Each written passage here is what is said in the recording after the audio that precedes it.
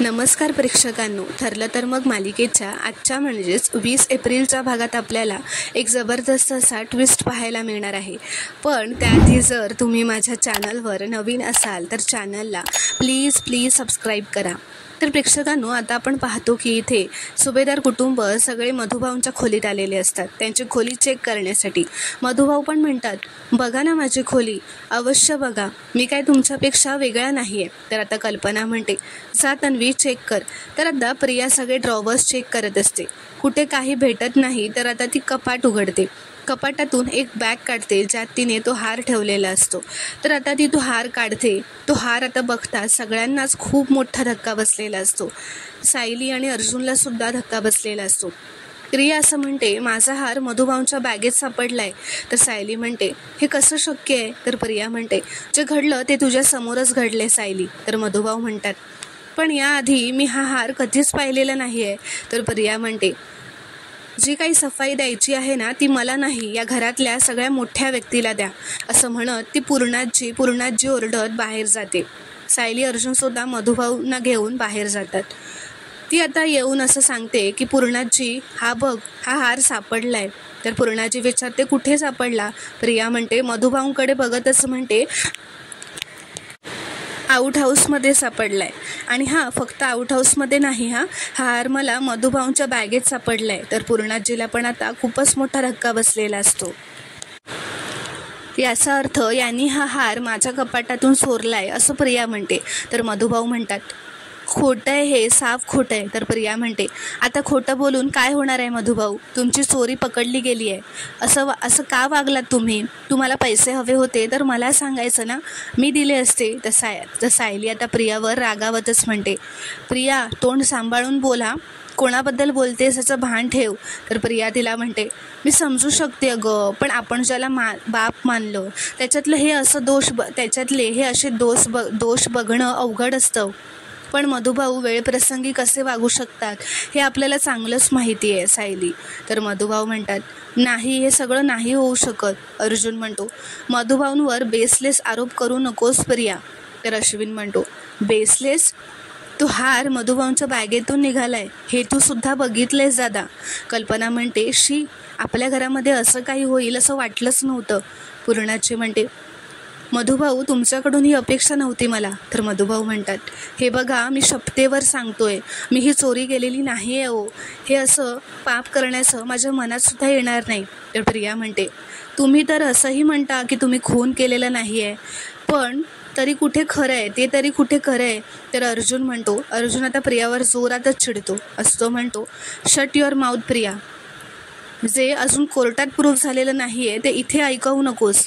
तर आता कल्पना म्हणते, अर्जुन, हे कोर्ट नाही आहे, आपलं घर आहे आणि इथे ना पुरावे नाही, मनाची साक्ष पुरेशी असते. आणि आता धडधडीत दिसतंय की मधुभाऊंनीच तन्वीच्या कपाटातला हार चोरलाय आणि स्वतःच्या बॅगेत नेऊन ठेवलाय. ते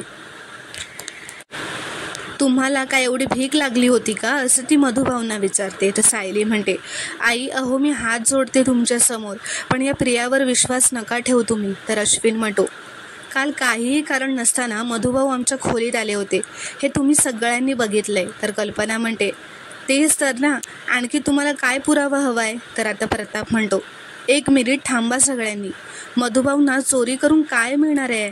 मला असं वाटतं काहीतरी गैरसमज झालाय. तन्वी, तू एक सांग, तू तो हार दाखवायला म्हणून मधुभाऊंच्या खोलीत गेली होतीस का. म्हणजे तो तिथे राहिला असेल असंही होऊ शकतं ना. तर प्रिया म्हणते, पण बाबा, मी ह्यांच्या खोलीत जातच नाही ना. ह्यांनी मला लहानाचं मोठं केलं असलं ना तरी त्यांच्या बऱ्याच गोष्टी आहेत ज्या मला पटत नाहीत. त्यामुळे एखादा दागिना मी त्यांना दाखवणं हा प्रश्नच येत नाही. त्यांनी हा हार माझ्या कपाटातून चोरला हेच खरं आहे. तर अर्जुन म्हणतो, तन्वी, अगं थोडी तरी लाज ठेव. तू आता मधुभाऊ तुम्ही असतानाच खोलीमध्ये आले होते आणि मग आम्ही त्यांना बाहेर घेऊन गेलो होतो, हे सगळ्यांनी बघितलंय. आणि एरवी तर ते तुमच्या खोलीकडे ढुंकून सुद्धा बघत नाहीत, मग ते तुझ्या कपाटाला कसा हात लावतील. तर प्रिया म्हणते, तुझा गैरसमज होतोय अर्जुन. आई पूर्णाची, तुला माहिती आहे आपण जेव्हा मंदिरात जायला निघालो होतो ना, तेव्हा मी माझा फोन विसरले होते खोलीत. म्हणून माझ्या खोलीत आले तर बघते तर मधुभाऊ माझ्या खोलीत कपाटात काहीतरी शोधत होते. तर आता सायली म्हणते. आणि हे सगळं ऐकून सायली, अर्जुन, पूर्णाची, कल्पना सगळे शॉक होतात. सायली म्हणते, अगं किती खोटे नाटे आरोप करशील मधुभाऊंवर.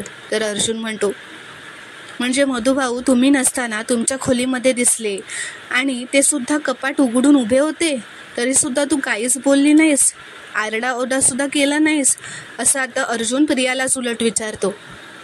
यावर मी कसा विश्वास ठेवायचा असं तो म्हणतो.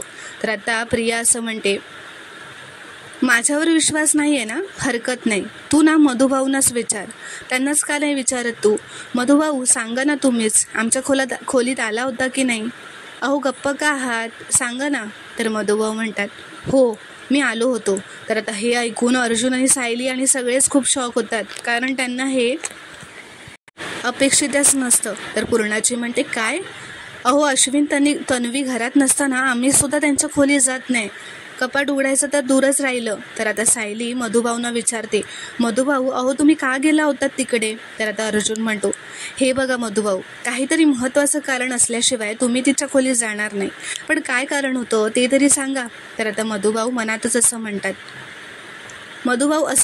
कारण होतं म्हणूनच गेलो होतो. तर आता मधुभाऊ मनातच असं म्हणतात, तो फोटो तर आता गायब झालाय, मग मी साऊला काय सांगू की तो फोटो प्रियाच्या बॅगेत होता. तर आता मधुभाऊ हात जोडूनच म्हणतात, मी चोरी केलेली नाही आहे, माझ्यावर प्लीज विश्वास ठेवा.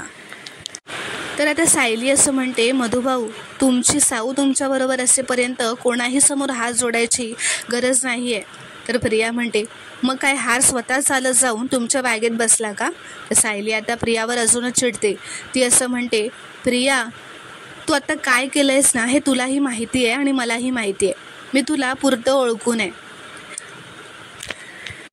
फरक फक्त एवढाच आहे ना की तू मधुभाऊंविरोधात एक खोटा पुरावा मिळवलास आणि मधुभाऊ निर्दोष असल्याचा माझ्याकडे पुरावा नाही आहे. तर अश्विन म्हणतो, वा, मधुभाऊंनी खून केला तरी ते निर्दोष, चोरी केली तरी ते निर्दोष, मस्त चाललंय या तुम्हा दोघांचंही. तर प्रिया म्हणते, अरे अश्विन एक नंबरचा पोचलेला माणूस आहे हा, वडील म्हणून यांना आदर देण्याचा खूप प्रयत्न केला रे मी, पण आश्रमात यांचे काय काळे धंदे चालायचे ना ते मी माझ्या डोळ्यांनी पाहिलेत, असं ती मधुभाऊंविषयी बोलत असते. तर आता सायलीला तिचा राग अनावर होतो, ती प्रियावर धावून जातच असते, पण मधुभाऊ तिला थांबवतात, तिचा हात धरतात व म्हणतात, प्रिया भर कोर्टात जे बोलली होती ना तेच ती इथे बोलली आहे, त्यात आश्चर्य काय आहे.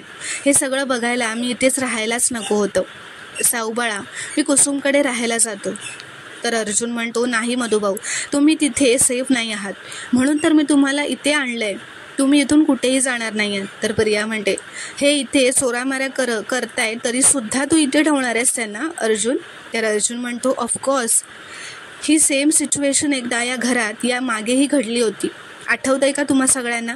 तर आता सगळ्यांना ती गोष्ट आठवलेली असते, जेव्हा प्रिया आणि अस्मिताने मिळून पूर्णांजींचे दागिने स्वतःच सायलीच्या बॅगेत लपवून सायलीवर चोरीचा आळ घेतला होता. तर अर्जुन म्हणतो, तेव्हा तो सोन्याचा नेकलेस चोरीला गेला होता सेम असाच, आणि मग माझ्या बायकोच्या बॅगेमध्ये सापडला होता सेम असाच, आणि मग त्या चोरीचा ब्लेम माझ्या बायकोवर आला होता सेम असाच, पण नंतर काय प्रूफ झालं होतं हे आठवतं आहे ना सगळ्यांना. तर प्रताप म्हणतो, हो ते सगळं तन्वी आणि अस्मिताने केलं होतं, म्हणजे त्यांनी तो नेकलेस घेतला होता आणि सायलीच्या पर्समध्ये लपवला होता. अर्जुन म्हणतो, थँक्यू डॅड, इथे आठवतं आहे तरी तुम्हाला, इथे आठवतं आहे सगळ्यांनाच, पण फक्त तुम्ही बोलून दाखवलं. मग आता मला सांगा, आज तसंच एक्झॅक्टली झालं नसेल कशावरून.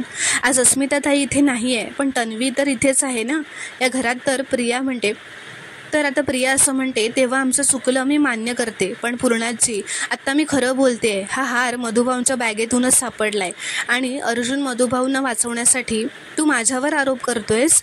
तर अश्विन म्हणतो, आणि ते सगळं फक्त अस्मिताताईने केलं होतं, तिने तन्वीला त्यात ओढलं होतं, ही बिचारी तर त्याला नाहीसुद्धा म्हणू शकली नाही, म्हणून याचा अर्थ हा नाही की तन्वी आतासुद्धा तेच करेल. तर अर्जुन म्हणतो, ठीक आहे, तुला असं वाटतंय ना तुझी बायको खरं बोलते, मग आपण आज पोलीस कंप्लेंट करूया.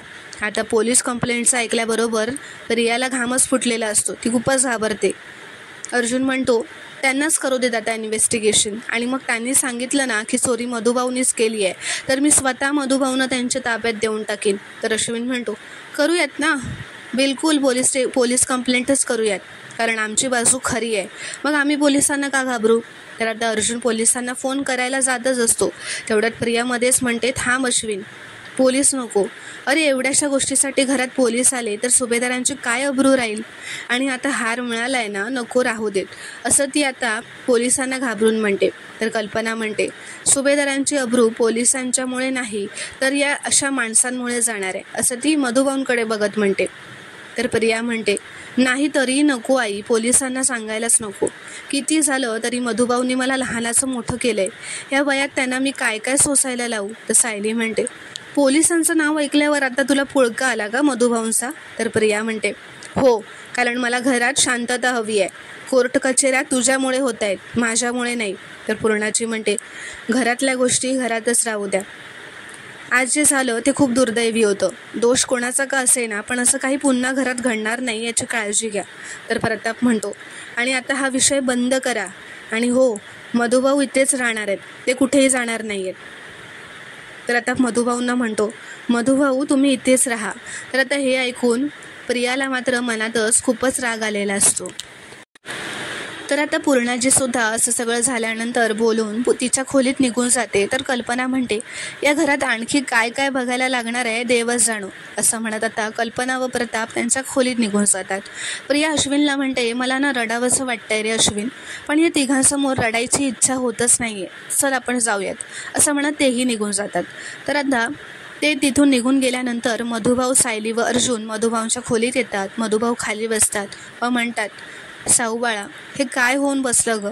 आधीच खुनाचा आळ माझ्या खांद्यावर आलाय आणि आता चोरीचा आळ. तर सायली म्हणते, मधुभाऊ, आपल्याला प्रियाचा स्वभाव माहिती नाही आहे का, तुम्ही काय इतकं मनाला लावून घेताय. तर मधुभाऊ म्हणतात, पण तुझ्या सासरच्या माणसांसमोर शोभा झालीच ना माझ्यामुळे, तुला मान खाली घालावी लागली माझ्यामुळे, असं म्हणत मधुभाऊंना आता वाईट वाटलेलं असतं, त्यांना रडू आलेलं असतं. अर्जुन म्हणतो, अश्विन आणि तन्वी त्यांच्या रूममध्ये नसताना तुम्ही त्यांच्या खोलीत गेलातच का मधुभाऊ. तर मधुभाऊ हात जोडतात, उभे राहतात, म्हणतात, मला माफ करा जावई बापू, माझी चूक झाली. तर अर्जुन म्हणतो, मधुभाऊ तुम्ही असं नका बोलू प्लीज. सायली म्हणते, मधुभाऊ तुम्ही शांत व्हा आधी. ती त्यांना पाणी आणून देते व म्हणते, आणि आत्ता ना तुम्ही कुठलीही उत्तरं देऊ नकात आणि त्या प्रियाला काय वाटेल ते बोलू देत, खरं काय आहे ना ते आपल्याला माहिती आहे. तर मधुभाऊ म्हणतात, साऊबाळा, मी बाहेर काही बोललो नाही ग, पण आताच सांगतोय, मी ना इथून निघून जातो, कुसुमकडे किंवा कुठल्या तरी दुसऱ्या नवीन आश्रमामध्ये राहीन म्हणतोय, माझ्यामुळे तुझ्या संसाराला तडे जायला नको. तर अर्जुन म्हणतो, नाही मधुभाऊ, तुम्ही जर इथून गेलात तर ती प्रियाची हेक्टिकच होईल आणि तिला तेच हवंय, आणि कदाचित म्हणूनच तिने तिचा हार तुमच्या बॅगेत लपवला. तर मधुभाऊ म्हणतात, अहो जावई बापू, पण मी इथे राहिलो तर घरातला आनंद निघून जाईल ना. तर अर्जुन म्हणतो, या घरातली शांतता तर तेव्हा संपली होती जेव्हा तन्वी लग्न करून या घरात आली होती. तुम्ही तुमच्या जावयाचं पण ऐकणार नाही आहात का आता. तर सायली म्हणते, मधुभाऊ, अहो माझं नाही, निदान यांचं तरी ऐका. मधुभाऊ प्लीज नका ना जाऊ तुम्ही इथून, तुमच्या जीवाला बाहेर धोका आहे, म्हणून तर तुम्हाला आम्ही इथे आणलंय, तुम्ही विसरलात का ते. तर आता मधुभाऊ ऐकतच नसतात सायलीचं, म्हणून आता अर्जुन सायलीला असं खुणवतो की मी त्यांना समजावतो. अर्जुन आता मधुभाऊंच्या बाजूला बसतो व म्हणतो, मधुभाऊ, लग्न झाल्यापासून मी जावई म्हणून तुमच्याकडे काहीच मागितलेलं नाही आहे ना, आणि आता जर मी काही मागितलं तर ते तुम्हाला द्यावं लागेल. प्रॉमिस द्या, मला प्रॉमिस करा की हे घर सोडून तुम्ही कुठेही जाणार नाही. सायली म्हणते, राहाल ना मधुभाऊ. सायलीच्या डोळ्यातही आता पाणी आलेलं असतं. तर आता मधुभाऊ प्रॉमिस देतात अर्जुनला की हो मी नाही जाणार. अर्जुन आता खुश होतो, म्हणतो, फॅन्टॅस्टिक, तुम्ही आता इथेच राहायचं, तुम्ही इथे सेफ आहात मधुभाऊ, आणि तन्वीने काही केलं ना तरी तिला आपण जिंकू द्यायचं नाही आहे, आणि डोंट वरी, तिचा खरा चेहरा सगळ्यांसमोर कसा आणायचा हे माझ्यावर सोडा, आणि ती कशीही वागली ना तरी तिच्या आणि तुमच्यामध्ये मी स्ट्रॉंगली उभा असेल, हे माझं प्रॉमिस आहे तुम्हाला. तर प्रेक्षकांनो, आता पुढील भागात आपण पाहणार आहोत की सायली, अर्जुन व मधुभाऊ आश्रमात आणखीन काही पुरावे व क्ल्यू सापडतात का म्हणून आलेले असतात. अर्जुन म्हणतो, प्रियाच्या स्टेटमेंटप्रमाणे प्रिया या टेबलाच्या मागे लपली होती. तर अर्जुन आता तसंच स्वतःसुद्धा त्या टेबलाच्या मागे लपून बघतो. तर आता तो उठतो व म्हणतो, येस, प्रियाला इथून गोळी कोणी मारली होती या अँगलने तर काहीच दिसत नाही आहे. आणि हाच एक पॉईंट आपल्याला मिळाला आहे. हाच पॉईंट आपल्या केसचा टर्निंग पॉईंट ठरेल. तर आता हे ऐकून मधुभाऊ, सायली, चैतन्य सगळेच खुश झालेले असतात. तर मित्रांनो, आता पुढील भागात काय घडणार हे पाहणं खूपच रोमांचक ठरणार आहे. व्हिडिओ पूर्ण बघितल्याबद्दल धन्यवाद. व्हिडिओ आवडल्यास कॉमेंटमध्ये नक्की कळवा व चॅनलला प्लीज सबस्क्राईब करा.